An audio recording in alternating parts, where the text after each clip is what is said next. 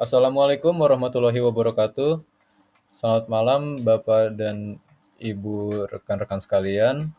Perkenalkan kami dari kelompok 2. Pada kesempatan kali ini kami akan mempresentasikan hasil kerja kami dalam UTS Praktikum Jaringan Komputer. Sebelum masuk ke dalam materi presentasi, perkenalkan nama saya Muhammad Raya Rizky dengan NIM 24105111146. Perkenalkan, nama saya Rizik Hafid Afrianto dengan 3 NIM belakang 140. Perkenalkan, nama saya Putri Kalisa Devianov dengan NIM akhir 141. Perkenalkan, nama saya Davridya Putri Alias dengan NIM 24105111150.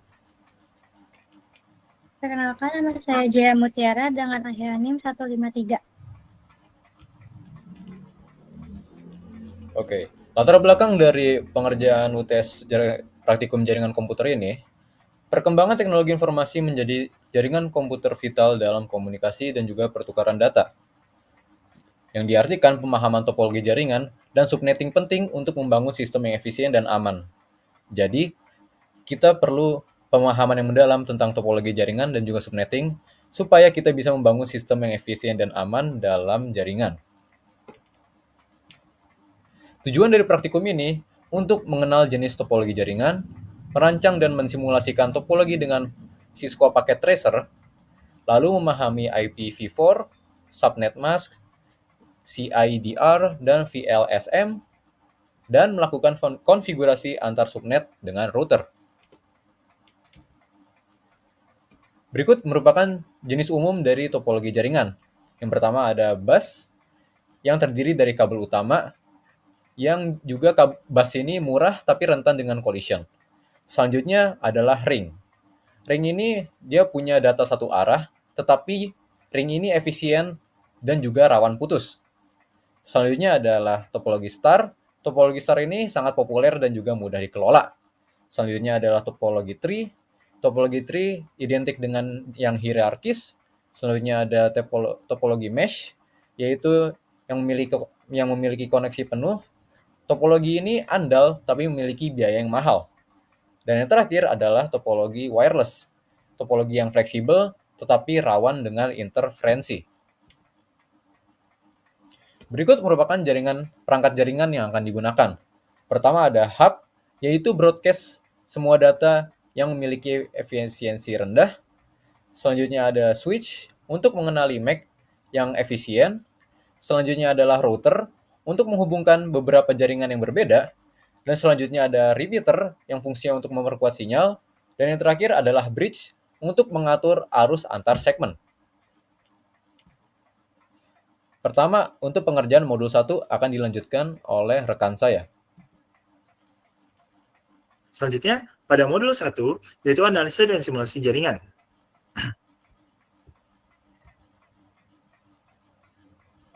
Jadi, pada topologi jaringan ini terdiri dari dua segmen LAN, masing-masing dihubungkan melalui router. LAN 1 menggunakan hub dengan 2 PC, LAN 2 menggunakan switch dengan 2 PC.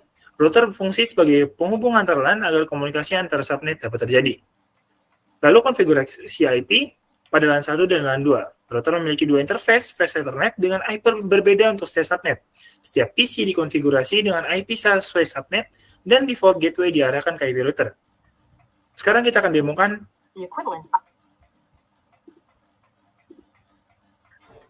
Nah, kesimpulannya, Cisco Packet Tracer dapat digunakan untuk menganalisis dan mensimulasikan hubungan antar perangkat jaringan, di mana router berperan penting dalam menghubungkan dua jaringan dengan subnet berbeda.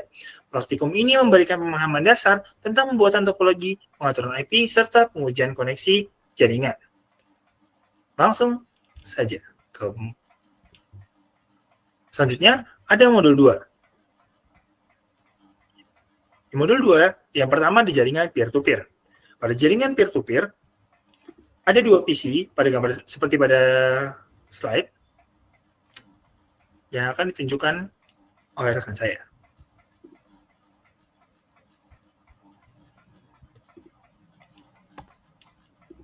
Nah, jaringan peer-to-peer ini melakukan koneksi di antara dua PC, lalu dengan memasukkan IP address pada masing-masing PC dan dua PC dihubungkan secara langsung.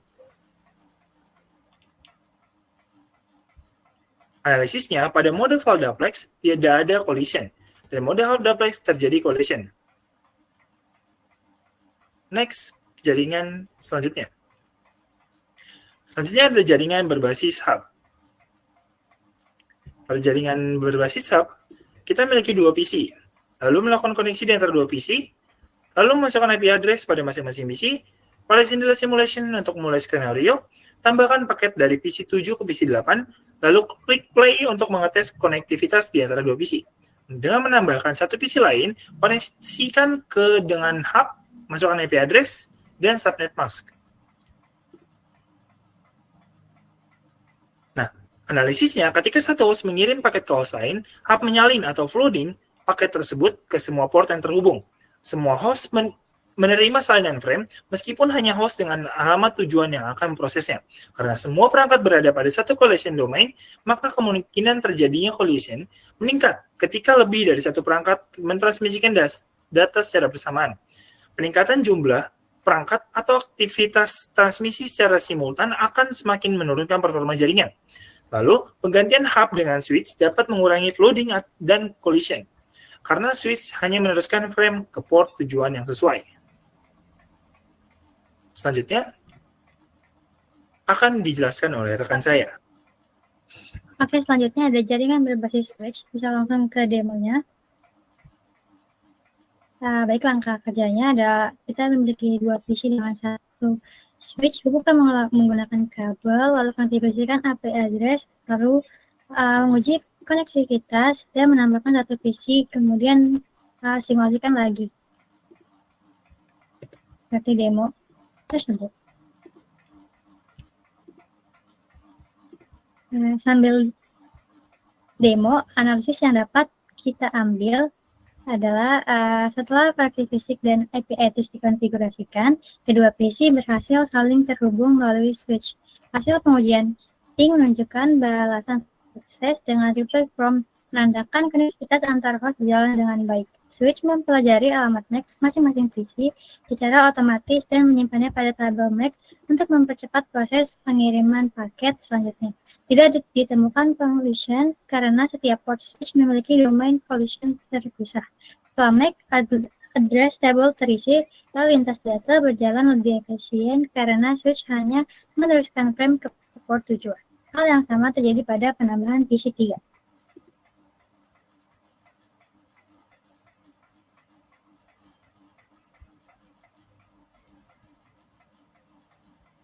Kesimpulan.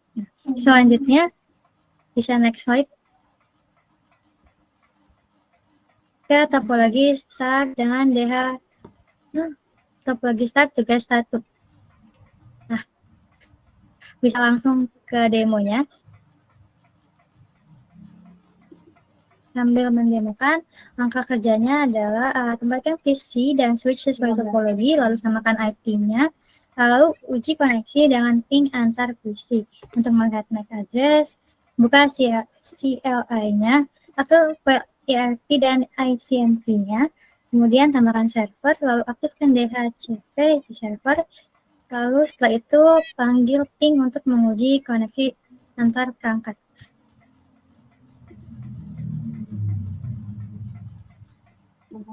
Dari pengujian demo ini ada analisis pertanyaan. Yang pertama, amati bagaimana konfigurasi IP address di tiap-tiap PC klien. Di setiap PC memiliki IP dengan network ID yang sama, hanya digit terakhirnya yang berbeda. Lalu yang kedua, jalankan simulasi per step atau trace, lalu amati pergerakan pada saat pengiriman paket berlangsung. Saat satu PC mengirim ping, paket disiarkan ke semua PC. Hanya PC dengan IP tujuan yang membalas, sementara yang lain menolak paket tersebut. Bisa di next slide. Untuk tugas 2. Nah, bisa langsung ke Cisco-nya demo sambil mendemokan. Langkah kerjanya, siapkan sebuah switch, kemudian siapkan 12 unit PC, lalu hubungkan masing-masing ke PC ke switch tersebut. Konfigurasikan masing-masing PC dengan IP. Setelah itu ping PC ke PC. Saya mendemokan ini. Oke, analisis yang bisa kita ambil sembari mendemokan adalah Topologi yang digunakan adalah topologi SAR, di mana seluruh host terhubung ke switch pusat. Switch bekerja pada layer 2 dari model OSI dengan fungsi utama meneruskan frame data berdasarkan alamat MAC tujuan. Semua host berada dalam satu subnet. Karena menggunakan switch, maka conclusion domain terpisah untuk tiap port, lalu broadcast domain tetap satu karena belum ada perangkat layer 3. Kecepatan komunikasi antar host lebih stabil dan efisien dibanding menggunakan hub. Bisa next ke jaringan wireless. Next. Jaringan wireless, kita langsung ke demonya aja. Dengan langkah kerjanya, konfigurasikan servernya, setting IP tiap PC secara dinamik. Bisa langsung demokan. Sembari mendemokan jaringan wireless, sembari analisis pertanyaannya. Tipe sinyal yang manakah yang dipakai koneksi wireless? Koneksi wireless menggunakan sinyal gelombang radio. Umumnya pada jaringan WiFi menggunakan frekuensi 2.4 atau 5 GHz. Dengan saluran apakah akses point terhubung ke peralatan jaringan lain seperti hub atau switch? Akses point terhubung ke perangkat jaringan lain seperti switch atau hub melalui kabel UTP. Jadi jaringan penghubung antar perangkat tetap wired, sedangkan untuk klien KFP menggunakan wireless. Lalu sistem keamanan apa sajakah yang dipakai dalam koneksi wireless? Sistem keamanan wireless yang dipakai adalah Wired Equivalent Privacy, keamanan dasar namun sudah tidak aman. Wi-Fi Protected Access lebih aman dibandingkan WAP, lalu Wi-Fi Protected Access 2, standar keamanan paling umum saat ini. Lalu ada Wi-Fi Protected Access 3, versi terbaru keamanan dan lebih tinggi. Selain itu ada juga MAC Address Filtering and Hidden SSID sebagai tambahan keamanan. Selanjutnya akan dilanjutkan oleh rekan saya.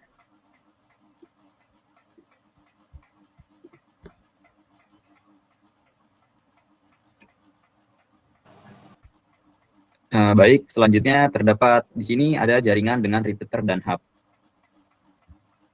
Langsung saja kita coba dengan simulasinya. Ya, jadi di sini hub ini berfungsi untuk menghubungkan banyak perangkat dalam satu jaringan dengan cara mengirim broadcast setiap paket data ke semua perangkat yang terhubung. Nah, di sementara itu, repeater itu bertugas untuk memperkuat sinyal data yang melemah akibat jaraknya. Nah, jadi di sini sehingga jangkauan jaringan bisa lebih luas untuk menghubungkan PC dan hub. Di sini menggunakan kabel UTP juga, dan untuk seluruh jaringan ini, pada simulasi dari PC 0 ke PC 7, berada dalam satu domain dalam kolisi yang tunggal. Di sini yang berarti kolisi ini sangat memungkinkan terjadinya tabrakan saat mengirim data secara bersamaan.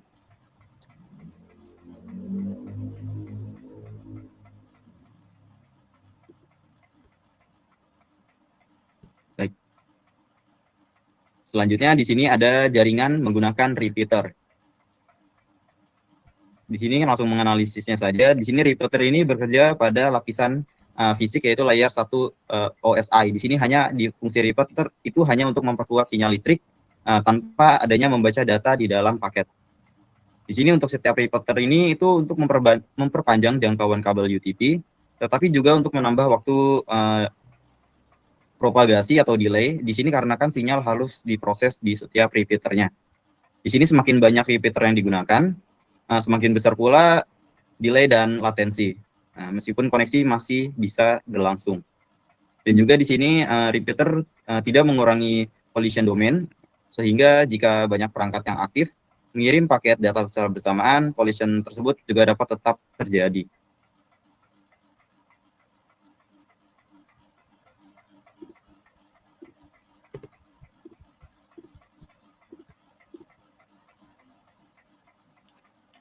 Baik, selanjutnya ada jaringan menggunakan bridge dan switch. Di sini bridge dan switch ini bekerja pada lapisan data link, yaitu layer 2 OSI, dan berfungsi untuk memisahkan segmen jaringan serta mengatur lalu lintas berdasarkan alamat MAC-nya. Di sini juga bridge berperan sebagai penghubung antar segmen. Sementara itu switch itu bekerja lebih cepat dengan kemampuan microsegmentation-nya. Di sini STP digunakan untuk mencegah loop dengan cara menonaktifkan jalur redundant. Oleh karena itu, collision pada jaringan ini hampir tidak ada.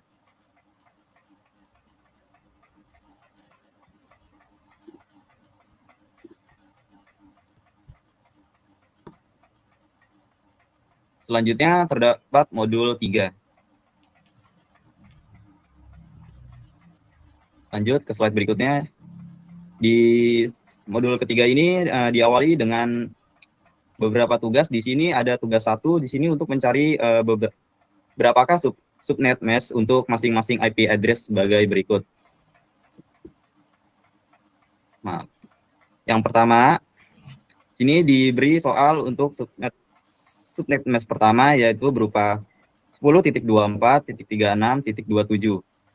Di sini terdapat prefix 8 yang artinya 8 bit pertama itu untuk network. Sisanya yaitu 24 bit yaitu untuk host. Di sini bisa dilihat bahwa subnet mask-nya itu berupa angka berikut. Nah, cara untuk menghitung subnetnya tersendiri itu jadi setiap bobot bit itu memiliki beratnya tersendiri. Dari paling kiri ke kanan yaitu pada awalnya 128, 64, 32, 16, 8, 4, 2, dan 1. Jadi bobot-bobot tersebut dijumlah sesuai dengan prefix yang terdapat pada subnetnya tersebut. Jadi untuk hasil subnet pertama itu sebanyak 255.0.0.0. Selanjutnya pada soal kedua yaitu terdapat prefix sebanyak 12. Sehingga menghasilkan angka biner sebagai berikut. Di sini terdapat 8 bit pertama dengan jumlahnya seperti tadi 255 dan sisanya 4 bit berikutnya sebanyak 240. Sehingga subnetnya dapat dilihat sebagai berikut. Untuk soal yang ketiga di sini terdapat prefix sebanyak 16 buah. Sehingga menghasilkan kode biner sebagai berikut. Di sini untuk total subnetnya menjadi 255.255.0.0. Soal yang keempat, di sini terdapat prefix sebanyak 23 buah. Sehingga membuat angka biner menjadi ada di layar. Untuk total subnet max-nya sendiri di sini menjadi 255.255.254.0. Baik. Selanjutnya yaitu untuk mencari prefix untuk setiap IP address dan subnet mask di bawah berikut. Pada soal pertama ini, subnet yang diketahui yaitu 255.255.24.0. Jadi sama seperti sebelumnya, untuk setiap bilangan oktetnya itu kita terjemahkan menjadi biner.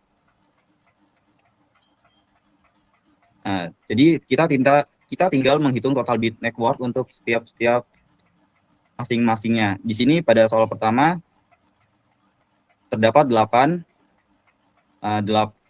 bit bilangan bit, 8 dan tambah 2, sehingga di soal pertama menghasilkan prefix sebanyak 18 buah.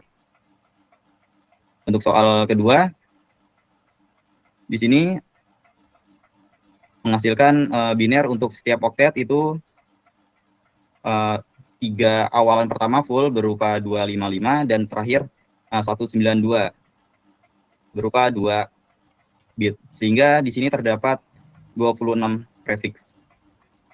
Untuk soal yang ketiga, di sini untuk setiap bilangan biner total prefix di sini ada 29. Dan soal keempat masih sama, menerjemahkan biner ke setiap oktet, menghasilkan total bit networknya itu 15 sehingga prefixnya sama 15. Dan soal terakhir, dengan total bit networknya itu sebanyak 20 buah. Selanjutnya bisa dilanjutkan oleh rekan saya. Baik, selanjutnya koneksi dua subnet. Boleh langsung ke paket tracer aja, Ray? Untuk langkahnya, pertama itu ada taruh router, 2 switch, dan 6 PC, lalu menghubungkan dengan automatic connection, menentukan 2 jaringan yang berbeda, mengatur alamat IP, dan lain-lain, lalu mengkonfigurasi routernya, jangan lupa kemudian melakukan uji koneksi. Boleh langsung dicoba aja simulationnya. Oke. Melakukan uji coba alamat khusus dengan menggunakan IP PC menjadi 192.168.00 dan 192.168.0255, yaitu broadcast ID, untuk membuktikan bahwa alamat tersebut tidak dapat digunakan. Maka dari itu, hasil pengamatannya atau analisisnya, semua PC dengan IP valid, contoh 192.168.02 dan 192.168.12 dapat saling terhubung setelah router dikonfigurasi dengan benar. Saat dilakukan ping antar jaringan, semua balasan atau reply diterima menandakan konfigurasi routing berhasil. Ketika IP PC diubah menjadi 192.168.00 atau 192.168.0255, koneksi akan gagal atau ping tidak akan reply karena kedua alamat tersebut memiliki fungsi khusus, yaitu yang akhirnya 00 adalah network ID yang digunakan untuk identifikasi jaringan, kemudian yang akhirnya 0255 adalah broadcast address yang digunakan untuk mengirim data ke semua host dalam jaringan. Baik, untuk percobaan selanjutnya ada percobaan 2, yaitu subnetting pengujian antar LAN. Pada uji coba 1 ini, setelah buat 4 LAN, lalu dikonfigurasikan IP-nya dihubungkan antar switch dan router digunakan untuk menghubungkan semua subnet, hasil pengamatannya, baik boleh dites dulu di itunya, ya.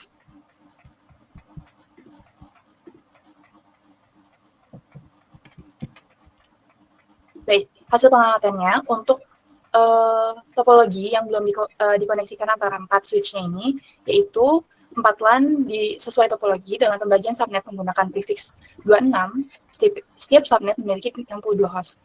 Sebelum router dikonfigurasi, komunikasi antar subnet tidak berhasil karena setiap LAN akan memiliki network ID berbeda. Setelah routing antar subnet diaktifkan, pada router ping antar LAN berhasil menandakan koneksi berjalan dengan baik. Setiap subnet dapat berkomunikasi tanpa gangguan selama gateway diset sesuai interface router. Baik, analisisnya. Di sini ada pertanyaannya. Apakah semua PC dapat dikonfigurasi? Jawabannya bisa. Jika di paket tracer ada alamatnya pada valid.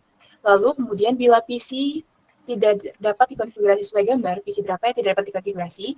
PC yang tidak bisa dikonfigurasi adalah PC 8. Seharusnya tidak bisa dikonfigurasikan karena IP akhirnya itu akhirnya 64. Di saat seharusnya 65 karena CIDR 26 itu cuma bisa 0 sampai 63 dan 64 sampai 127 64-nya itu seharusnya ditunjukkan untuk Ethernet dulu dan akhirnya itu 127-nya itu untuk broadcast. Sama halnya terjadi pada PC 15 di mana ia menggunakan akhiran 127 di mana itu merupakan host juga. Lalu perubahan yang dilakukan adalah PC 8 diubah jadi 64 dari 64 jadi 65, lalu PC 15 diubah dari 127 jadi 126. Range IP-nya untuk LAN 123 adalah LAN 1 192.168.00 sampai 192.168.07. Untuk LAN 2, range penuhnya itu 192.168.08 sampai 192.168.015. LAN 3-nya itu 192.168.064 sampai 192.168.0127. Lalu LAN 4-nya itu 192.168.064 sampai 192.168.0127. Baik, untuk selanjutnya bisa dibaca. Oke, uji coba 2. Di sini bisa dites dulu. Baik, caranya itu pertama itu taruh router, lalu klik router, matikan daya, kemudian tambahkan slot flash Ethernet yang diinginkan, lalu setelah slot terpasang, nyalakan kembali router, sambungkan semua perangkat, menggunakan kabel street atau crossover sesuai kebutuhan, pastikan semua koneksi antar PC dan switch, lalu switch dengan router tersambung dengan benar, lalu setelah semua tersambung, mulai proses pemberian IP. Lalu lanjutkan dengan pemberian IP pada PC sesuai jaringannya, pastikan setiap PC menggunakan default gateway yang sesuai, setelah selesai, masuk ke router, dan lakukan perintah no shutdown. Boleh dites dulu, right?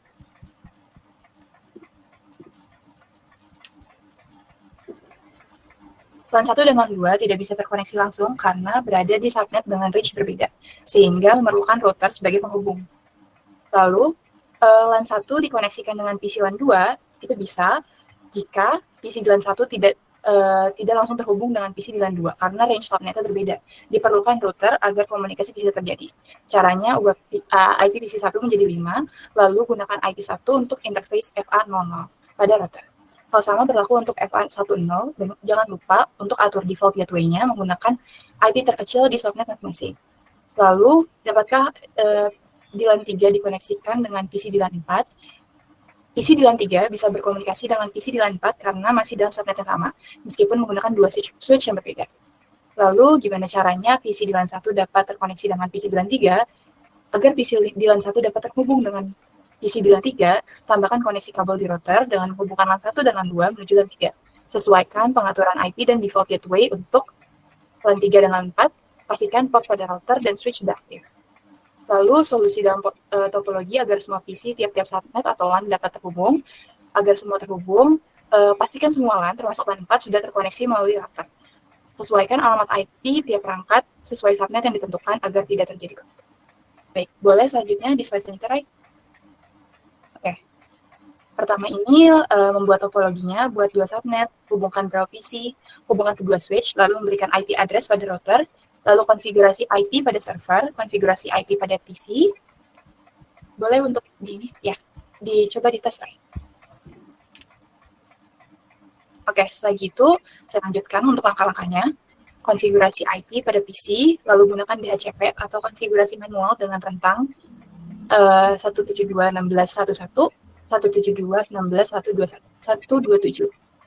Oke, untuk uji koneksi, bisa dilihat. Ya.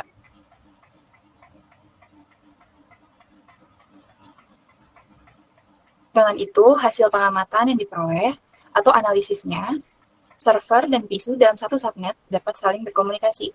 Router berhasil menghubungkan dua subnet, memungkinkan komunikasi antar server atau lintas jaringan. Hasil ping menunjukkan reply from, menandakan jaringan telah berfungsi dengan benar. Pembagian IP sesuai kabel bekerja dengan baik. DHCP untuk host otomatis, IP statis untuk server, gateway .254 untuk router, network .0 dan broadcast .255 tidak digunakan. Baik. Bisa untuk next slide-nya, Ray? Untuk kesimpulannya, switch meningkatkan efisiensi jaringan. Repeater memperkuat sinyal tapi menambah delay. Bridge dan STP mencegah loop. DDR dan VLSM optimalkan lokasi IP. Router memungkinkan komunikasi antar subnet. Baik, mungkin sekian dari kami. Kurang lebih mohon maaf. Wassalamualaikum warahmatullahi wabarakatuh.